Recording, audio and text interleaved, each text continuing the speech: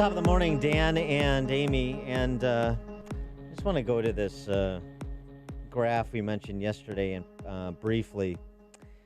Scott Granis, who's a blogger over at Calafia Pundit, he's a former chief economist for a global portfolio management fund or management operation. He charted private sector versus public sector job loss for the last 20 years. And, of course, the big swings in private sector unemployment during periods like, say, the Great Recession, 2008 to the bottom of it in 2010. And then, of course, the last 3 weeks of 2020, where it's been reported almost 17 million Americans are first-time unemployment filers. That number of truly unemployed Americans probably more in the neighborhood of 25 million in the last 3 weeks. And public sector jobs, no movement. They've ticked up, actually, the beginning of the year, and they're sort of in stasis. Lori Lightfoot, Mayor of Chicago, was asked if any right-sizing of the city's workforce was going to need to happen. Nope. Nope. This just doesn't seem fair. City finances are fine. I don't want anybody to lose their job, and I've been a public sector employee, so I'm not denigrating people who work in government at whatever the level. But I'll tell you what, for example, just to make it concrete, Cato Institute, the FDA in the last dozen years has seen their workforce, their headcount increase by 80%. To more in than 4 years? In the last dozen years. Oh, does it? By 80% to more than 12,000, to more than 17,000 employees. More than 17,000 employees at FDA, increased by 80% the headcount in the last 12 years. And how's the FDA doing?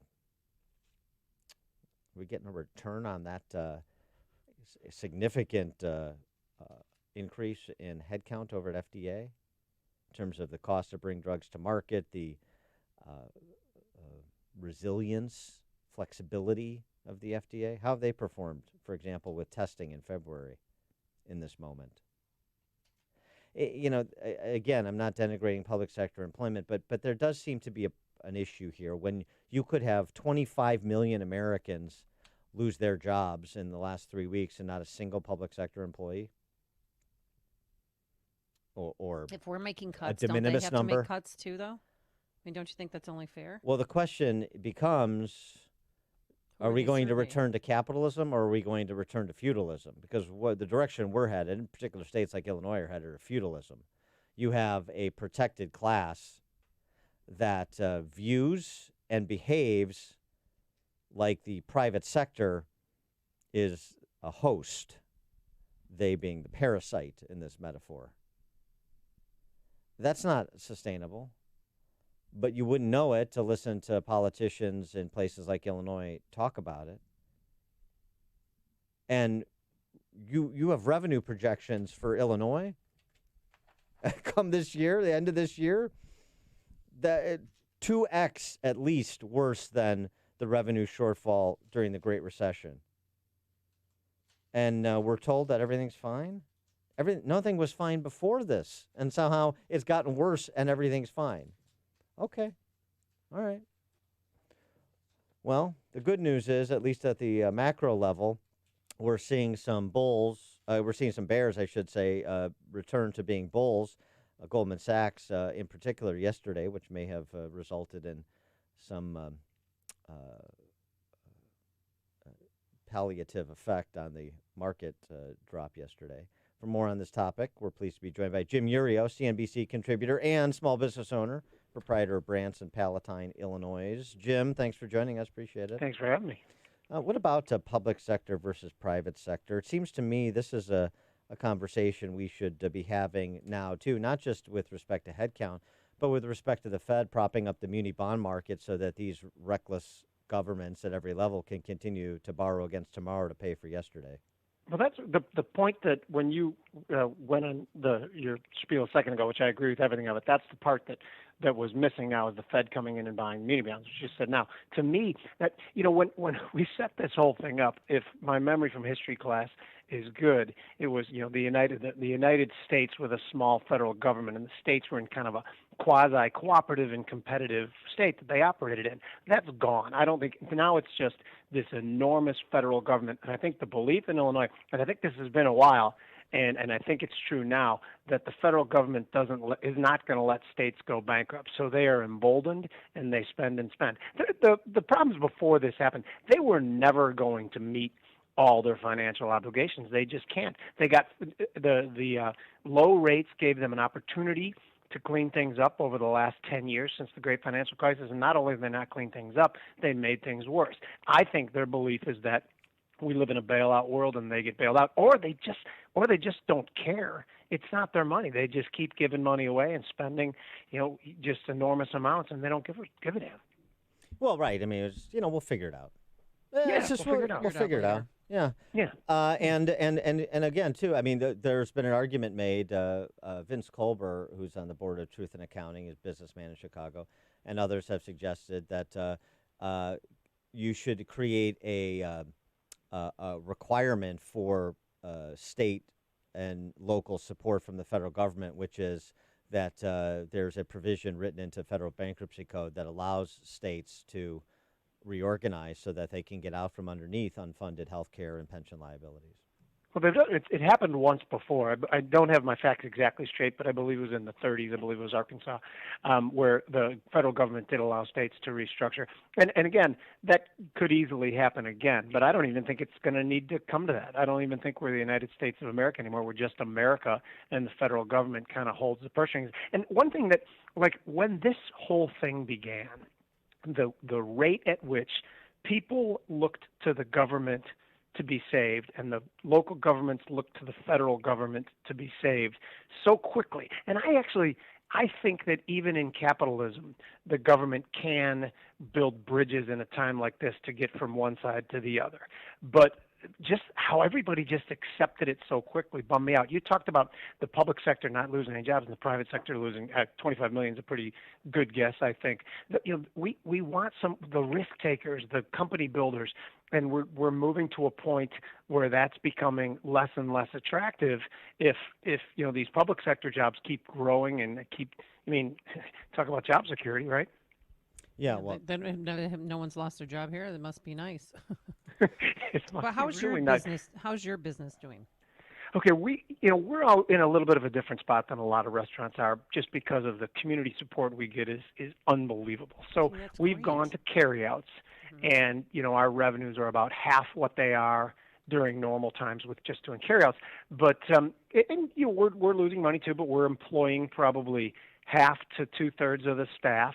At the same time, we chose, key employees and try to keep paying. We fired nobody, but, we have a lot of like high school kids and things too, which, so we could cut back on their hours while the career service industry people were getting hours and be able to keep them afloat. So we're happy with the way it's going. And again, it's other restaurants that I worry a lot about that aren't in the same sort of strength that we are. what's your, yesterday it was reported by Mnuchin and Trump, they've put about $200 billion out the door through the payroll protection loan, forgivable loan program. And of course, they're trying to get another $250 billion from Congress into that program. Does that sound like it will have some blunting effect on the depths of the unemployment, at the depths of the business bankruptcies, if we do move to start reopening the economy by May 1? It has to happen rather quickly. And I think again, I am not a socialist, I'm a capitalist. But there's even times like, in a war where people have to be drafted and give up their freedoms. If this situation was as serious as it was told to us, then these restaurants had to close down. And again, I never believe 100% one way or the other, and I think anybody who does is highly suspect to me. But if that was really the case, and it seems like it was, then this is where the government should step in and bridge the gap. And if they can push this out quickly, I think it's probably valuable and could keep, a lot of people from going under. Well, go Dan. Some of the bears that are turning bullish again, like Goldman Sachs yesterday. What's our understanding of that change in outlook? Well, it's similar to the outlook I had when I read it too. Is that I think it's difficult to argue that from a virus standpoint we haven't turned a corner. And remember when we were talking about this at the beginning, we were supposed to flatten the curve, and it's difficult to argue that that hasn't happened to at least some extent. We're also seeing places like Italy and Spain starting to reopen, but even more importantly, we're starting to see places that didn't take the same lockdown strategy having similar results to places that did take the lockdown strategy, like us. So if we start to believe as each day passes on that we kick the door open in early part of May, then I'm still a bull on stocks as I have been. And to me, it seems like it's going to take a lot of explaining to do for it to be late May and restaurants and things not open states, particularly if Texas opens next week, like it's been rumored, and they're not having this huge apocalyptic run on hospitals. So I think no matter how much these guys want to play it as safe as possible, there'll be a public outcry. Now, as a business owner, if Pritzker eventually were to, slowly open the economy here, and they said you can open your restaurant, Jim, but you need to have masks and gloves, and you need to put your tables 10 feet apart, would that be okay with you?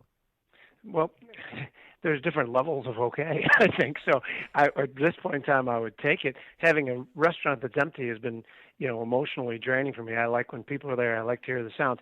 10 feet apart seems like a lot. If they said for the first 2 weeks you had to, remove every other table, or 10 feet again seems like a lot, particularly for places that are small. Or 6 feet, say 6 feet. Yeah, sure. That's actually what I think is going to happen. And I think just because, regardless of what the reality is with the virus and the communicability, you have to build confidence in people, and you have to let them say, we care about you. These tables are far apart. Our staff wears gloves, whatever the case may be, to build the confidence back. So I'm not opposed to that. I think it's probably what's going to happen anyway. We talk about precedent setting when it comes to the response. Mainly, it's been focused on the public health response and shutting down, and one of the responses being shutting down the economy, the social distancing, the eulogy for the handshake, and all these sorts of things, cultural things as well. What about the precedent being set by the Fed? And one of the things that's different with the response here as compared to 2008 is you have the Fed's providing credit directly rather than through the banking system exclusively. I think it's a terrible, terrible precedent. After the great financial crisis, we had, BOJ, some of the European central banks actually buying stocks of companies, and it seems funny in our country that it's like a point of pride. Oh, we don't buy stocks. Well, if you're buying corporate bonds, what really is the difference, in my opinion? Mm-hmm. I think it's a terrible precedent. And I think one thing that with the Fed, and I'm not one of these big, huge Fed bashers. I believe the Fed should exist in a much simpler form than they do now. They are very good at taking 3 steps forward, and they're very bad at taking 3 steps back. So if this was like everyone was like, well, the Fed, the Fed's always there to bail everyone out. Well, this is the time period where we're shutting down the economy for 4 to 6 weeks. The Fed should be bailing people out, but the problem is they never know when to take the punch bowl away. They're very bad at it, and they're very bad at spotting inflation. They're using a 25 years ago model of pricing out Wonder Bread to see if there's inflation anywhere, and they miss it when it comes in some glaring other areas. Well, so to that end, then, should we take the position that Reagan stated, talking to college students in California when he was governor, when he said, if you're the future, I'm selling my bonds? Should we be selling our bonds, because if the Fed can't pull it back, if they don't know how to restrain themselves or walk anything back, then with all of the money being dumped in the economy, it's going to be difficult for them to withdraw when things improve and the demand for money returns to normal. So you're going to see inflation. So the axiom forever has been don't fight the Fed. To be long with the Fed is buying. So that would go, in the opposite way of that. I think there's going to come a day where, inflation is totally out of the bag and it can't be contained as easily. But it just seems like it's been so long that I'm not ready to say that day is today or that day is tomorrow. And particularly when you're talking about an economy that's shut down completely right now, it's difficult to talk about inflation from the demand side. Now, how many more trillion does the Fed have to? Do they have to print those two how many you $1 trillion got, coins? Right? Are those if they print the Rashida Tlaib's $2 trillion coins, would that be That'll that make it all moment? better. Or Sure. Yeah. No. Yes, that would get me worried. The whole thing is getting me worried. Of course it is. Like we're talking about numbers that I don't even understand. I can't even comprehend what $6 trillion is. Neither can anybody else, I don't think. So yeah, we're in uncharted waters. And there's going to come a time where this could be very, very bad, in which case, the curve will steepen madly because nobody's going to want to hold any bond in a ridiculously inflationary period. all right, well, let us know when you figure out when that You period got it. is, so that we can position ourselves accordingly. Amen. I need my Michael Burry moment so I can get out of all this. You'll know the day after I know. Yeah, Promise you that. exactly. Jim Iourio, CNBC contributor, owner of Branson Palatine, best burger in Chicago. Thank you. Jim, thanks for joining us. And he joined us on our turnkey.pro answer line. You've made the switch, and it feels so good. You've switched to Chicago's Morning Answer on AM 560. The Answer. Paid non-attorney spokesperson Fears Nachawati with principal office in Dallas, Texas is responsible for the content in this ad. Attention women. If you or a loved one used talcum powder for at least 4 years and were then diagnosed with advanced stages of ovarian cancer or metastatic ovarian cancer before the age of 75, listen closely. You may be entitled to substantial compensation. Call 800-991-4422. Time is limited to file a claim and we'll have to pull your medical records. You must have been diagnosed with ovarian cancer within the last 10 years. You need an attorney on your side fighting for your rights. Call 800-991-4422. One of the leading manufacturers of talcum powder has been ordered to pay millions of dollars in claims to the families of women who died of ovarian cancer. If you or a loved one used talcum powder for at least 4 years and were diagnosed with advanced stages of ovarian cancer or metastatic ovarian cancer that moved to other organs within the last 10 years, don't wait. Call 800-991-4422. That number again, 800-991-4422. Call 800-991-4422. Call right now. Quickly changing on a daily, even hourly basis. Is your business prepared? One thing is certain, the need to stay connected